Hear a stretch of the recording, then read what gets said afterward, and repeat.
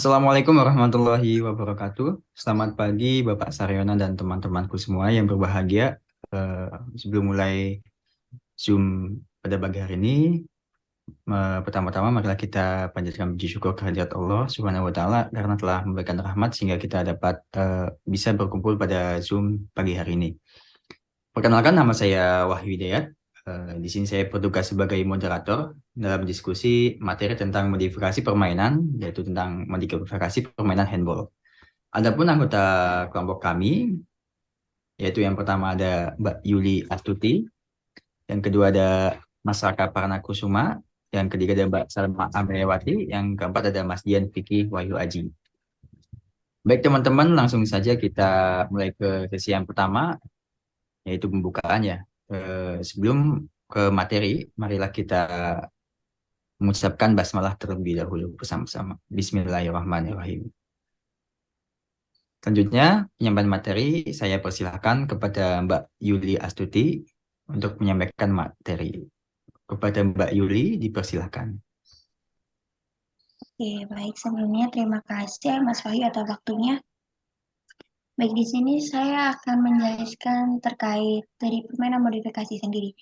Itu permainan modifikasi itu merupakan suatu permainan yang beberapa aturannya telah diubah untuk disesuaikan dengan kebutuhan dan juga kemampuan pemainnya, pengalaman khusus para pemain dan juga fasilitas dan perlengkapan yang tersedia. Nah, dari kelompok 4 sendiri kami membuat permainan modifikasi yaitu handball kertas. Oke, next selanjutnya Mas.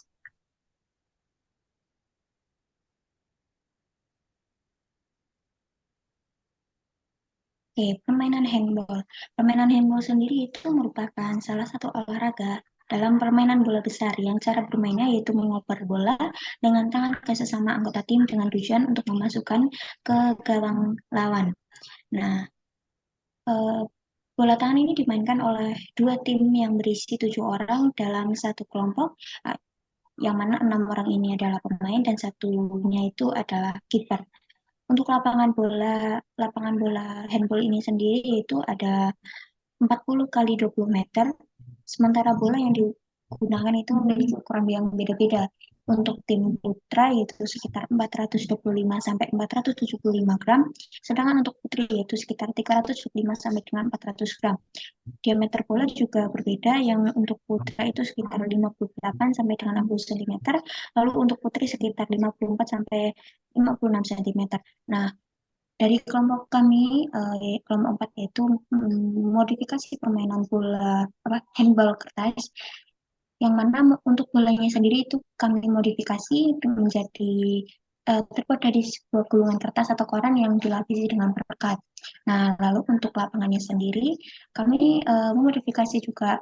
Kalau misalnya dari ketentuan yang awal itu sekitar 40 sampai 20 meter, namun kami di sini menggunakan uh, lapangannya yang kami modifikasi menjadi berbentuk lingkaran, yaitu sekitar diameter 6 sampai 10 meter.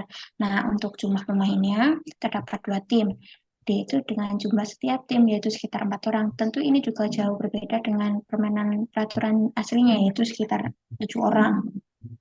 Nah, untuk waktu permainan sendiri kami membuat jadi ada sekitar 2 sampai 4 babak pergantian, yang mana satu babaknya itu sekitar waktunya 2 menit berjalan. Oke, next.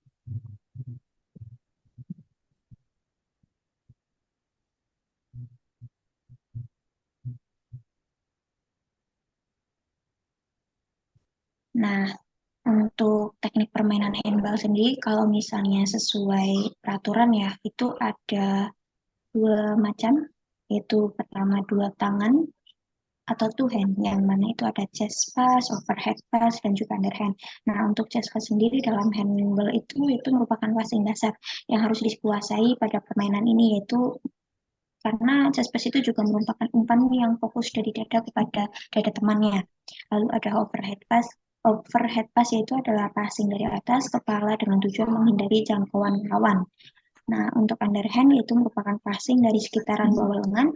Passing ini juga bertujuan agar menghindari jangkauan dari lawan. Lalu untuk teknik selanjutnya itu ada satu tangan atau one hand, yaitu seperti javelin atau baseball pass, harus dilakukan berdasarkan prinsip maximum time distance, yaitu suatu lemparan harus dilakukan dalam waktu yang cepat dengan jarak yang jauh, sehingga membutuhkan sikap lemparan yang sangat maksimal. Lalu selanjutnya ada side pass, yaitu merupakan passing dengan satu tangan, maaf, dengan satu tangan dan dilakukan di bagian samping tubuh pemain. Passing ini bisa digunakan untuk mengecoh atau menipu lawan. Lalu ada reverse pass, yaitu merupakan passing melewatkan bola dari bagian belakang tubuh pemain. Passing ini juga dilakukan untuk mengecoh atau menipu lawan. Nah, untuk teknik-teknik handball ini dapat digunakan dalam permainan modifikasi handball. Nah, dari kami sendiri juga mempunyai peraturan untuk modifikasi permainan handball itu seperti permainan ini dimainkan oleh dua tim dengan jumlah 4 orang tiap tim. Tim A bertugas sebagai pemain penjaga dan tim B bertugas sebagai pemain. Bisa dilihat teman-teman di gambar sebelah itu ada untuk lapangannya kami membuat bentuk lingkaran. Untuk di luar lingkaran ini yaitu yang memakai baju merah itu adalah tim A, yang mana sebagai tim penjaga, lalu yang di dalam lingkaran yang menggunakan baju kuning itu mereka adalah tim B, yang mana sebagai pemainnya. Lalu untuk tim A sendiri di ujung zona lingkaran, setiap di ujung zona lingkaran sebagai penjaga dan juga pelempar bola. Lalu untuk tim B sebagai tim pemain yang berada di dalam zona lingkaran lapangan yang harus siap menghindari tiap lemparan bola dari tim A.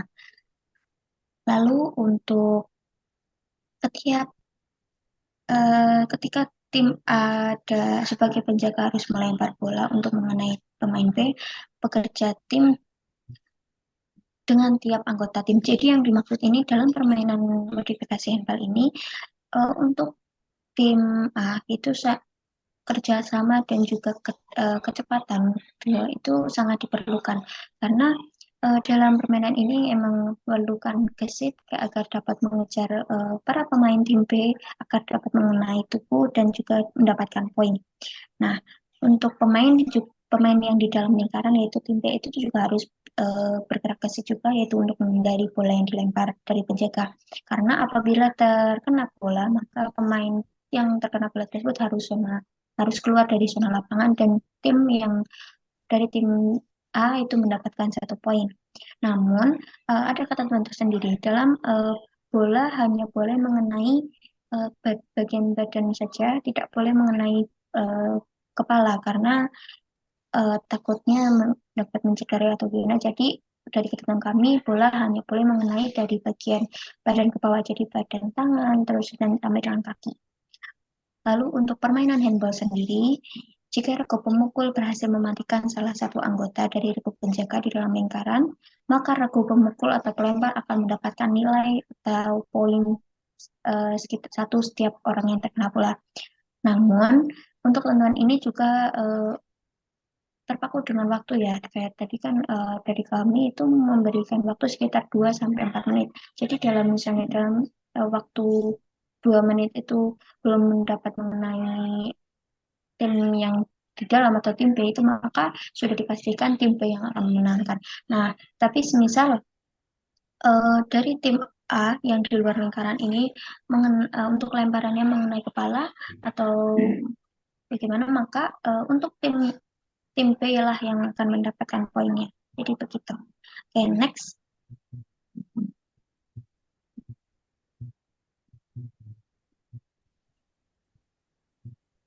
Next, Mas. Oke, baik. Sekian dari presentasi saya. Mungkin itu apabila ada pertanyaan saya persilahkan. Mungkin saya kembalikan kepada moderator yaitu Mas Wahyu. Silakan Mas Wahyu. Oh, baik. Oke. Terima kasih kepada Mbak Juli yang telah menyampaikan materi tentang modifikasi permainan pada handball.